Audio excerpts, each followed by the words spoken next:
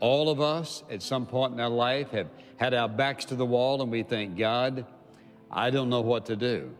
I don't know where to go. I don't know which way to turn. What shall I do? We've had our backs to the wall and everything looked rather impossible. It looks impossible for us to be able to get through this without a great deal of pain or hurt. Looks impossible for us to get through this without some real financial problems developing. It looks impossible for us to be healed after what the doctor said. So there are all kinds of situations we come into. The first thing I want you to notice here is this, and that is that Jesus is aware of those circumstances in which we feel it is a seemingly impossible situation. You notice I didn't say an impossible situation, but seemingly impossible. It appears to be impossible. It looks like it's impossible. For example, when you and I hit one of those difficult situations in life, or our backs to the wall, or we think something looks impossible, what do we say? We say, oh Lord, what am I going to do? Wrong question. Now remember, this is really important because you're going to get one of these. Lord, what in the world am I going to do? How many of us have asked that? Oh God, what in the world am I going to do? That's not the right question. The right question is, Lord, what are you going to do? Nothing is impossible when the supernatural invasion of God by the Lord Jesus Christ comes into our life and He enters our circumstance to deal with them. If I and I alone have to deal with them, I'm going to have a problem. But if He begins to deal with them, if I allow Him, if I acknowledge Him, if I call upon Him into my circumstance, He is going, because of His compassion and love, to deal with that circumstance no matter what it is. And oftentimes we wonder why things don't happen right. We wonder why we can't figure it out. God doesn't want us figuring it out. He wants us to rely upon Him, to trust in Him, and as He says, to call upon Him.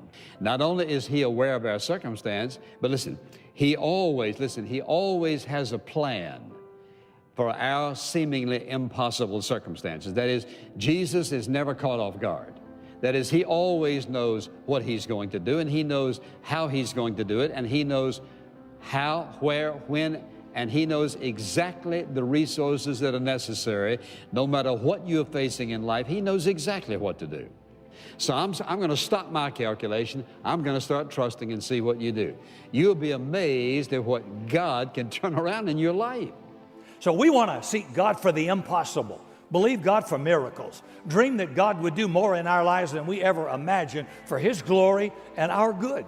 So let's lay the foundation for this by looking at two different stories about Jesus. And what's interesting is that Jesus was amazed at two different times for two different reasons. Story one, Jesus is in His own hometown, and people were being critical of Him for saying who He was. They said, who does this man say He is? People wondered. They didn't like it. In Mark 6, verse 5 through 6, it says, He could not do many mighty miracles there except lay His hands on a few sick people and heal them. He was amazed at their lack of faith as to who He said He was. Story number two. This is a Roman centurion. But this centurion had a sick servant. He goes to Jesus and asks Jesus to heal his servant. That centurion believed that Jesus could heal the servant with just a single word. Luke 7, verse 9. When Jesus heard this from the Roman centurion, he was amazed, and turning to the crowd following him, he said, I tell you, I have not found such great faith even in Israel. Two different times Jesus was amazed. Lack of faith, great faith. So question, and only you can answer this. If Jesus looked at your faith level, would He be amazed at how big, how audacious and bold your faith is? Or would He be amazed how small it is and how lacking it is? Think about this last year. What great faith steps did you take in any area this past year? Did you attempt something so bold, maybe a bit risky, that you could not have pulled off without God?